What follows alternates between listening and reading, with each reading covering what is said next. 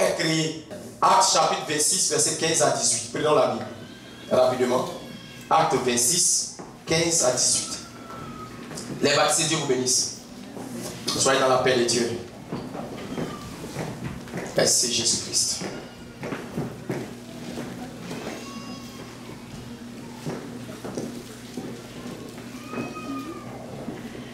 Actes chapitre 26, verset 15 à 18.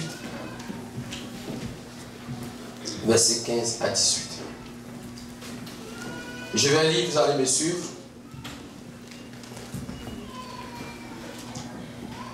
Si on lit ensemble, souvent ça fait comme cacophonie. Merci Jésus-Christ. Je répondis. Non, on va se dire debout. C'est intéressant quand même de se dire debout. Je répondis. Vous allez taper moi. Je répondis. Qui es-tu, Seigneur? Et le Seigneur dit, je suis Jésus que tu persécutes. Mais lève-toi et tiens-toi sur tes pieds. Car je te suis apparu pour t'établir ministre et témoin des choses que tu as vues, de celles pour lesquelles je t'apparaîtrai. Je t'ai choisi du milieu de ce peuple et du milieu des païens vers qui je t'envoie, afin que tu leur ouvres les yeux, pour qu'ils passent des ténèbres à la lumière, de la puissance de Satan à Dieu, pour qu'ils reçoivent par la foi en moi le pardon des péchés et l'héritage avec les sanctifiés. Merci Seigneur, soyez-vous dans la paix de Dieu. Bien-aimés Seigneur, que Dieu vous bénisse, que la paix et la grâce de Dieu soient avec vous. Je vais vous donner un enseignement au plus. Je vais m'arranger au plus une vingtaine de minutes. Je pense que le Seigneur va pouvoir me conduire. Et puis je pense que pas jamais prêcher 20 minutes. On m'a donné une fois 20 minutes à un programme. Bon, j'étais anémié. J'étais vraiment anémié, j'étais devenu tout pâle. Et puis je sentais mes nerfs se craquer. Parce que 20 minutes, ça c'est mon introduction.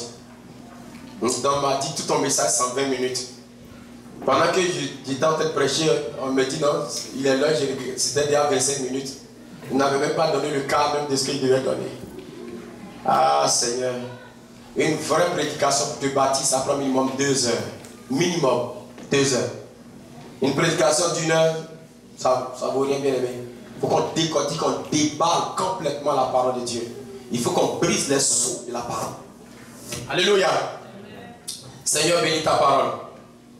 Bien-aimé, nous allons voir quelque chose rapidement. Est-ce que tu peux poser la question, Seigneur? Qui es-tu, Seigneur? Qui es-tu, Seigneur? Bien-aimé, j'ai compris quelque chose de fondamental dans la Bible. Hier, on a une sœur qui était en train de faire Facebook, c'est la sœur Estelle. Elle avait donné ce verset. Pendant qu'elle était en train de donner ce verset, le Seigneur est en train de m'enseigner sur la prédication qu'il doit vous donner. Elle n'a pas décortiqué le verset, elle a donné le verset.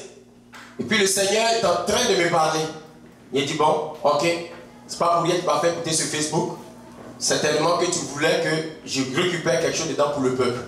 Vous voyez, vous les enfants de Dieu, quand vous travaillez pour Dieu, Dieu vous utilise. C'est ton verset d'hier que tu as donné. Et le Seigneur m'a dit, va prêcher sur ça pour eux. Alléluia. Le Seigneur a donné comme un verset de référence, sans décortiquer parce que ce n'était pas son thème. Mais Seigneur, Dieu veut nous parler ce matin avant que nous prions pour les baptiser. Qui es-tu, Seigneur? Qui es-tu, Seigneur? Bien-aimé, la puissance de la vie spirituelle commence par cette question. Si tu te poses la question, Seigneur, qui es-tu? Ta vie va changer. La plupart de tous ceux qui ont posé cette question, qui es-tu, Seigneur, leur vie a changé. Parce que c'est malheureux de marcher avec quelqu'un sans le connaître. Tu marches avec un ami, tout ce que tu connais de lui, c'est son nom. C'est le nom de son père et de sa mère. Mais tu ne connais même pas ses habitudes. sa vraie origine. Tu ne connais même pas qui il est, cet ami. Marcher avec quelqu'un sans le connaître signifie ne pas marcher avec la personne. Dis-moi avec qui tu marches, je te dirai qui tu es. Parce que selon la personne qui est en face de toi, cela déterminera de ton niveau d'évolution. Qui es-tu, Seigneur? Paul pose la question à Dieu. Qui es-tu, Seigneur? Dans Actes chapitre 9, Paul avait une lettre des souverains sacrificateurs pour aller détruire les chrétiens de Damas. Pendant que Paul partait, il a reçu une visitation d'une lumière qui était au-delà de l'éclat du soleil. La lumière était au-delà, plus puissante que l'éclat du soleil. Et il entend une voix qui lui dit: Saul, Saul, pourquoi me persécutes-tu? Mais il dit: Qui es-tu, Seigneur? Il dit: Je suis Jésus que tu persécutes. Bien-aimé Seigneur, une conversation va s'engager entre le ciel et Paul. En ce moment, il s'appelait Saul. Écoutez très bien la prédication, ça va aller très vite. Court, mais retiens quelque chose. Il dit: Je suis Jésus que tu persécutes. Et regardez ce qu'il va dire à Paul. Il dit à Paul: Je suis Jésus que tu persécutes. Mais lève-toi et tiens-toi sur tes pieds. On va décortiquer tout ça tout à l'heure. Lève-toi et tiens-toi sur tes pieds. Car je t'ai choisi comme ministre et témoin. Alléluia. Parmi ce peuple, parmi les païens où je t'envoie. Et qu'est-ce qu'il va dire à Paul? Il va dire à Paul: pour que tu leur ouvres les yeux. Même quand Paul va leur ouvrir les yeux, qu'est-ce qui va se passer? Quand on lit le verset 14, il dit: afin que tu leur ouvres les yeux, pour qu'ils passent des ténèbres à la lumière, de la puissance de Satan à Dieu, pour qu'ils reçoivent par la foi en moi le pardon des péchés et l'héritage avec les sanctifiés. Bien-aimé du Seigneur, avant même de repartir, au début et revenir, le rôle de l'Église, le rôle que Dieu a donné à l'Église, au corps de Christ, c'est d'ouvrir les yeux des païens. Il dit: pour que tu leur ouvres les yeux. Bien-aimé, notre rôle, c'est pas de chercher l'argent, de venir nous enrichir à l'Église. Les prédicateurs de la foi vivront par la foi. Ne vivront pas par de fausses prophéties. Ne vivront pas par autre chose. Notre rôle en tant qu'Église est d'ouvrir les yeux des païens.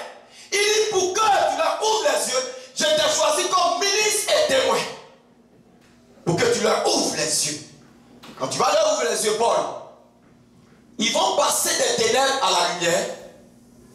Et quand ils vont passer des ténèbres à la lumière, ça va s'associer de passer à Satan, à Dieu. Alléluia.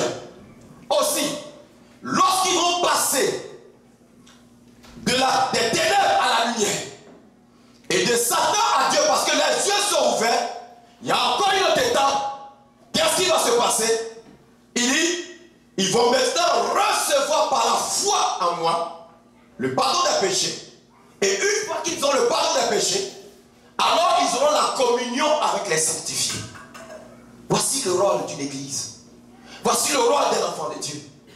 Et un enfant de Dieu est appelé à ouvrir les yeux des païens, afin que les païens passent des ténèbres à la lumière, de Satan à Dieu, afin qu'ils confessent par la foi en Jésus-Christ qu'ils ont eu le pardon des péchés.